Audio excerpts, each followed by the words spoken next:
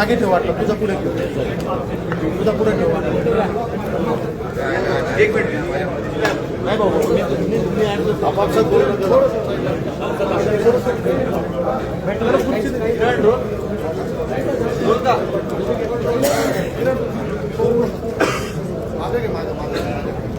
बघा ओके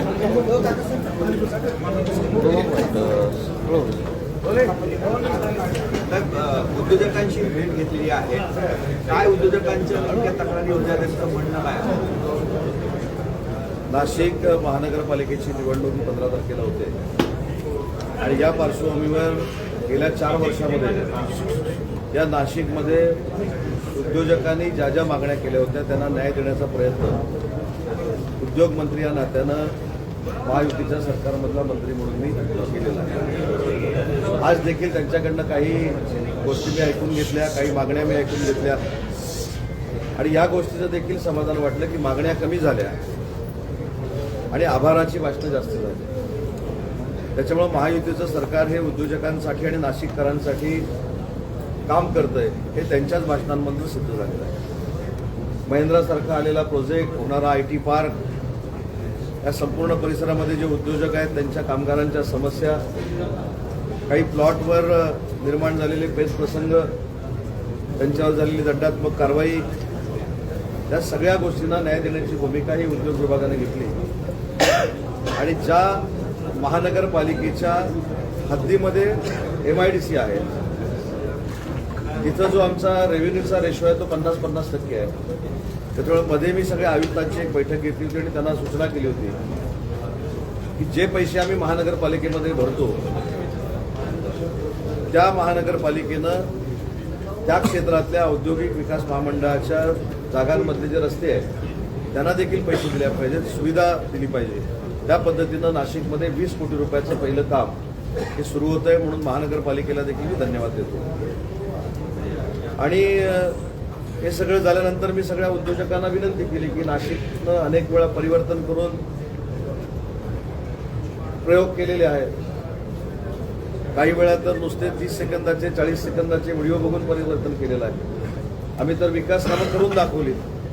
त्याच्यामुळं मैत्रीपूर्ण लढीत जरी असली तरी माननीय एकनाथ शिंदे साहेबांवर विश्वास ठेवून नाशिक महानगरपालिका ही शिवसेनेकडे द्यावी अशी एक प्रामाणिक भावना मी व्यक्त केली आणि अजून एक नाशिककरांचा जिव्हाळ्याचा प्रश्न सोडवण्याचा निर्णय हा भविष्यामध्ये होईल हे आश्वासन स्वतः नगरविकास विभागाचे मंत्री आणि राज्याचे उपमुख्यमंत्री आमचे मुख्य नेते एकनाथ शिंदे साहेबांनी क्रीडाईच्या लोकांना दिलं.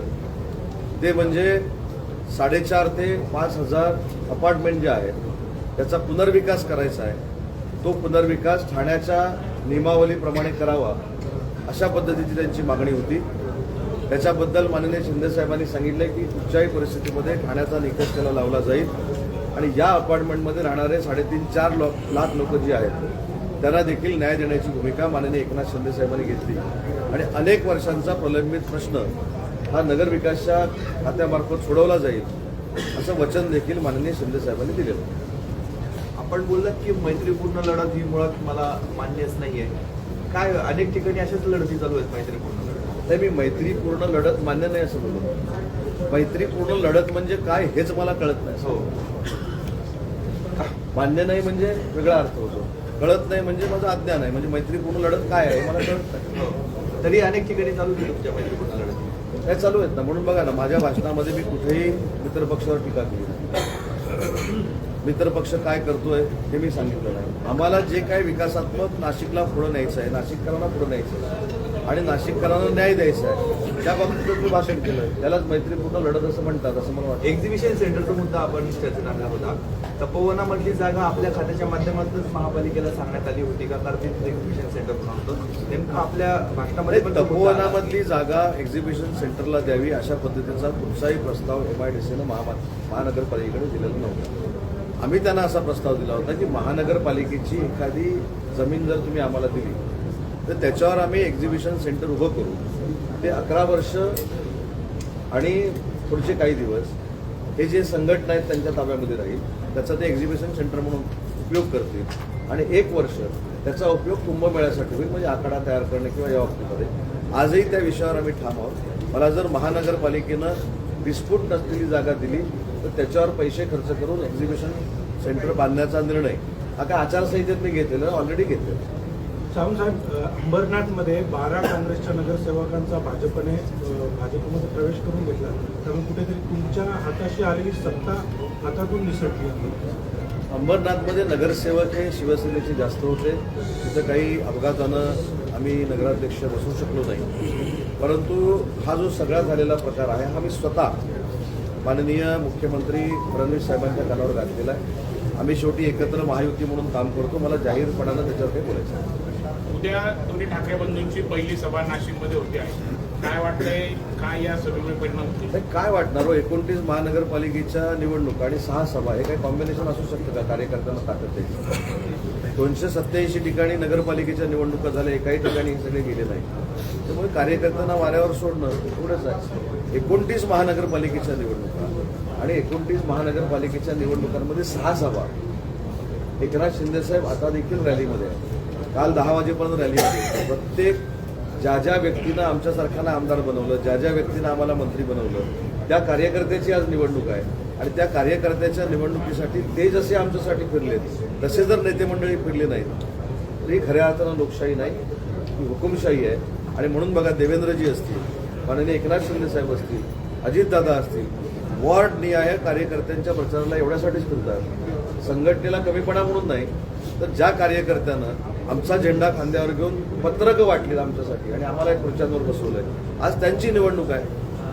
त्याच्यामुळं आज त्यांच्यासाठी फिरणं हे प्रत्येक पक्षप्रमुखाचं मुख्य नेत्याचं कर्तव्य आहे आणि त्याची तंतोतंत अंमलबजावणी महायुतीचे सगळे नेते करतात.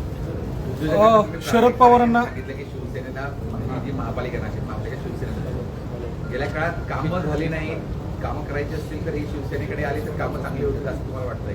नाही, मी उद्योग विभागामार्फत जी काय कामं करायची आहे, जो काय न्याय द्यायचा आहे तो उद्योजकांना मी नक्की दिलेला आहे आणि त्याच्यामध्ये ते बऱ्यापैकी समाधानी आहे. तुम्ही माझ्यानंतर त्यांची पत्रकार परिषद जरी घेतली तरी तुम्हाला सांगू शकतो. मुद्दा राहिला महानगरपालिकेच्या विकासाचा. आता महानगरपालिकेचा विकास करत असताना काही ठोस निर्णय घेणं गरजेचं आहे. कदाचित मुंबई महानगरपालिकेवर मध्ये एकनाथ शिंदेसाहेबांवर टीका होत असेल, ती वैयक्तिक टीका आहे की कॉन्क्रिटीकरणचे रस्ते केले, पण एक धाडसी निर्णय हा शहराला पूर्ण विकासात्मक परिवर्तित करू शकतो. दरवर्षी डांबरीकरण करायचं, ते खड्डे भरायचे आणि 350 कोटी रुपये खर्च करायचे, 1000 कोटी रुपये खर्च करायचे, त्याच्यापेक्षा 6000 कोटी रुपये एकदाच खर्च केले आणि आता पुढच्या 25 वर्षामध्ये एकही खड्डा मुंबईकरांना बघायला मिळणार नाही. अशा पद्धतीचे धोरणात्मक निर्णय हे नाशिकमध्ये घ्यावे लागतील आणि त्याच्यासाठी आम्हाला सत्ता पाहिजे. त्याच्यासाठी नाशिककरांना आम्ही विनंती केली की एकदा प्रयोग आमच्या बाबतीत करून बघा. मुंबई आणि मराठी माणसाचं डेट वॉरंट काढलंय राज्य सरकारनं, असा हल्लाबोल दोन्ही ठाकरे बंधूंनी आज संयुक्त मुलाखतीबद्ध केलेला आहे. मुंबई तोडण्यापासूनचा डाव आम्ही उधळलो महाराष्ट्रापासूनचा असेल म्हणतात. मला असं वाटतं की आपण अनेक सिनियर पत्रकार येतो. महानगरपालिका आली की मुंबई महाराष्ट्रापासून तोडणार आहे कोण? कोणतं नाव तर घ्या. सत्ता झाल्यावरच कोण सत्ताधारी? आम्ही सांगितलं की कोणाच्याही बापाला हे शक्य नाही मुंबई महानगरपालिका महाराष्ट्रापासून दूर करणं. देवेंद्रजी फडणवीस साहेबांनी सांगितलं, एकनाथ शिंदे साहेबांनी सांगितलं, अमित शहा साहेबांनी सांगितलं, नरेंद्र मोदी साहेबांनी सांगितलं. पण एक कसा आता पूर्वी लोकसभेमध्ये एक फेक नरेटिव्ह सेट केला. काय तुम्ही काढा ना, 25 वर्षातलं प्रत्येक महानगरपालिकेचं भाषण काढा. मुंबई महाराष्ट्रापासून तोडणार, कुठं तोडणार नाही. मी देखील कोकणातला आहे, आमचे अनेक लोक कोकणामधले मुंबईमध्ये राहतात. तेव्हा मुंबई महाराष्ट्रापासून तोडणार हा विचार जरी कोणाच्या मनामध्ये आला तर आम्ही त्याच्या विरोधामध्ये रस्त्यावर उतरू. त्याच्यामुळे हे इलेक्शनला केलेलं एक फक्त एक स्क्रिप्ट आहे, बाकी काय. काल मुख्यमंत्री मुलाखती दरम्यान असं म्हटलेत की एकनाथ शिंदेंना दुखवायचं नव्हतं म्हणून ठाण्यामध्ये आम्ही शिवसेनेसोबत युती केली. मुंबईमध्ये पण युती आहे, ठाण्यामध्ये देखील युती आहे. तिथे तुम्हाला भाजपला दुखवायचं नव्हतं. कल्याण डोंबिवलीमध्ये पण युती आहे, पनवेलमध्ये देखील युती आहे, कोल्हापूरमध्ये देखील युती आहे, इचलकरंजीमध्ये देखील युती आहे, नागपूरमध्ये युती आहे, नाशिकला नाही. मुख्यमंत्र्यांचं विधान असं आहे शिंदेंना दुखवायचं नव्हतं आणि हा शिंदेंचा बालेकिल्ला आहे. मी विधान ते बघितलेलं नाही, पण नागपूरला देखील आम्ही जिथं युती केलेली आहे. मग कदाचित शिंदे साहेबांनी हा विचार केला असेल की जो देवेंद्र फडणवीस साहेबांनी ठाण्याच्या बाबतीत केला. एकनाथ शिंदे शरद आणि- पवारांना एनडीएमध्ये आणण्यासाठीचा अजित पवारांकडनं प्रयत्न केला जातोय. पिंपरी चिंचवड असेल, पुणे असेल, या ठिकाणी युती केली गेलेली आहे. एकूणच या सगळ्या दरम्यान त्यांच्या खासदारांचा देखील कल दिसतोय की एनडीएमध्ये जायला पाहिजे. आपण कसं बघता याच्याकडे? शरद पवार जर एनडीएमध्ये आले तर काय फरक पडेल किंवा आपल्या पक्षाची भूमिका सध्या काय तरी असू आम्ही शकते? नुसतं बघतोय. आधी येऊ दे मग बोलू ना. आणि ते शेवटी बघा, एका कुटुंबातले राजकीय व्यवस्था ही काही जरी असली तरी शिंदे साहेबांची तुम्ही भाषणं ऐका. त्यांचं मत हे आहे की राजकीय कदाचित विचार वेगवेगळे असतील घरातले, पण घर फुटू नये, घर एकत्र असावं, हीच आमची सगळ्यांची भूमिका आहे. पण आता अजितदादा आणि पवारसाहेब एकत्र येत आहेत, हे उत्तर तेच देऊ शकतात. नाशिकचा दौरा कधी आहे बघा आणि त्यांना एकदा विचारून टाका की नक्की काय तुम्ही करणार आहे ते. लातूरमध्ये 38 अपक्ष आपल्या पक्षामध्ये येत आहेत. काँग्रेसला शिव देण्यासाठी शिंदे साहेबांची खेळी असं म्हटलं जाते. राजकारणामध्ये पक्षवाढीसाठी ह्या गोष्टी कराव्या लागतात. जसं अंबरनाथमध्ये तुम्ही उदाहरण दिलं, काँग्रेसच्या काही 12 लोकांना घेतलं, त्या संदर्भामध्ये सगळ्याच रणनीती, सगळ्या स्ट्रॅटेजी सांगायच्या नसतात, असं मगाशी मी सांगितलं. आता जसं आपण पिंपरी चिंचवडमध्ये बघतोय, पुण्यामध्ये बघतोय, ते परमनंट चित्र ज्यावेळी डोळ्यासमोर येईल त्यावेळी त्याच्यावर भाष्य करणं उचित आहे. तसं ना लातूरच्या बाबतीमध्ये देखील एकदा तो पक्षप्रवेश होऊ दे, त्याच्यानंतर आपण आज मुंबईत एका कार्यक्रमामध्ये एकनाथ शिंदे आणि संजय राऊत समोर आले होते. त्यांनी एकमेकांना शुभेच्छा दिल्या. मी तर शिंदे साहेबांचा उल्लेख भावनिक आणि संवेदनशील एवढ्यासाठीच करतो. ज्यावेळी संजय राऊत साहेब आजारी होते आणि साहेबांना हे कळलं की संजय राऊत साहेब आजारी आहेत, थेट त्यांनी त्यांच्या बंधुराजांना फोन लावला आणि त्यांनी काय सांगितलं की बाकी सगळं होत राहील, पण संजय राऊत साहेबांना तब्येतीची काळजी घ्यायला सांगा. तब्येतीची काळजी घेऊन लवकरात लवकर बरे होऊन त्यांनी पुन्हा एकदा राजकारणामध्ये यावं. इतकं संवेदनशील व्यक्तिमत्व एकनाथ शिंदे साहेबांचं आहे. त्याच्यामुळे मला असं वाटतं की शिंदे साहेब आणि राऊत साहेब समोरासमोर आल्यानंतर भेटणे हा माननीय एकनाथ शिंदे साहेबांचा स्थायी भाव आहे आणि स्वभाव आहे. सर, मगाशी भाषणामध्ये तुम्ही असं सांगितलं की आपण महिंद्राला इथेपर्यंत एक्सपान्शनचे आणण्यासाठी खूप प्रयत्न करावे लागले. त्याबद्दल आभारी आहे नाशिककर म्हणून. पण नाशिकमध्ये केवळ 3-4च मदर इंडस्ट्रीज आहेत.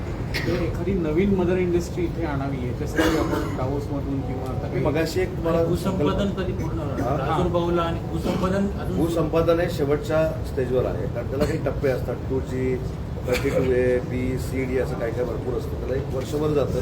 पण येत्या 2-3 महिन्यामध्ये हे सगळे ॲक्विजिशन संपेल आणि ॲक्च्युअल महिंद्राचं काम सुरू होईल. की आत्ता पण तुमच्याशी चर्चा करत असताना किंवा उद्योजकांशी चर्चा करत असताना त्यांचे जे महाराष्ट्र हेड आहेत त्यांच्याशी मी बोललो.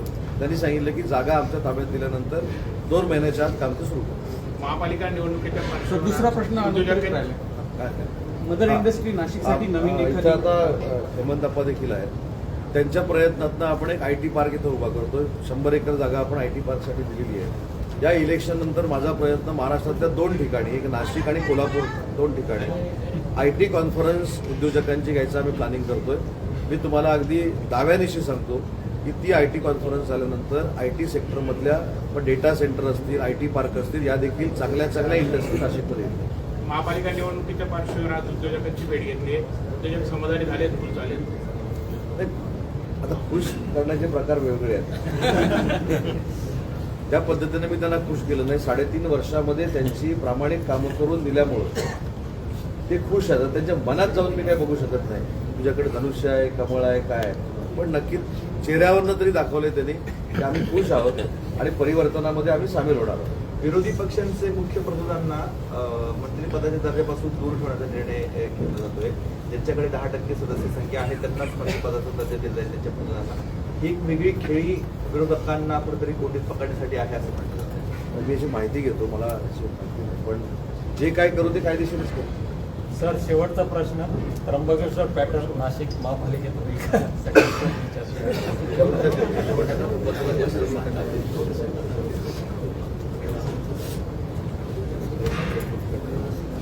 आता त्र्यंबक पॅटर्नला तुम्ही सगळ्यांनी जर डोक्यावर घेतलं आमच्या वतीनं होईल ना. पण याच्यामध्ये तुमचा सहभाग पण पाहिजे ना. आमचं एकट्याचं काम नाही. त्याच्यामुळे जसं मी उद्योजकांना सांगितलं तसं तुमच्यासमोर पण प्रचार करतो, तुम्ही पण सहभागी व्हा. भाजपचा जाहीरनामा प्रकाशित होणार आहे थोड्या वेळाने. आपलं काय अजेंडा असणार? आपला जाहीरनामा कधी येणार? मला असं वाटतं की जाहीरनामा प्रसिद्ध नक्की आपण करू. की 10 तारखेला जाहीरनामा प्रसिद्ध होईल. पण मला जाहीरनाम्याच्या पुढे जाऊन सांगावं असं वाटतं की महानगरामध्ये किंवा नगरपालिकेमध्ये जो विकास नागरिकांच्या मनामध्ये आहे तो पूर्ण करणं हा शिवसेनेचा जाहीरनामा आणि वचननामा. पण सर मागच्या 2017च्या महापालिका निवडणुकीचे नगरसेवक लखोपती होते ते आता यावेळेस करोडपती झालेले आहेत. तर काय म्हणजे 4-5 वर्षापर्यंत 3-4 वर्ष प्रशासकीय राजवट होती. नाही याच्यामध्ये तुमची जी सूचना आहे ती मी साहेबांना सांगतो. आमचे जेवढे नगरसेवक आले त्यांची IT काय म्हणतात रिटर्न्स ही सगळी आम्ही ताब्यामध्ये घेऊ आणि पुढच्या 5 वर्षानं तुम्ही सांगताय त्या पद्धतीनं जर वाढलेली असती बघू काय करायचं. विकास कोणाचा होता हा प्रश्न पडतोय. मी तुम्हाला कालचं एक उदाहरण सांगतो, शेवटचा एक विषय. काल मी मुंबई महानगरपालिकेमध्ये प्रचाराला होतो.